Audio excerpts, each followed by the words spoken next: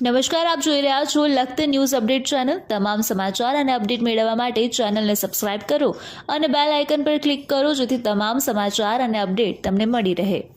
Start. હું શિશુપાલસિંહ જગુભા રાણા, ગામ દેવળિયા, લખતર તાલુકા youth Congress પ્રમુખ।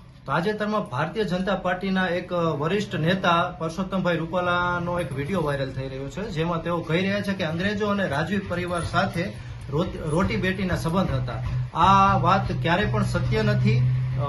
અંગ્રેજો અને રાજવી પરિવારને ક્યારેય આવા સંબંધ રહ્યા નથી। તેઓ સસ્તી પ્રસિદ્ધિ મેળવવા માટે જાહેર સભામાં આવું વાક્યનો પ્રયોગ કર્યો છે અને આ શબ્દનો અમે વિરોધ કરીએ છીએ। અમે નહીં પણ સમગ્ર ગુજરાતમાં બધા ક્ષત્રિય સમાજ આ વાતનો વિરોધ કરી રહ્યા છે।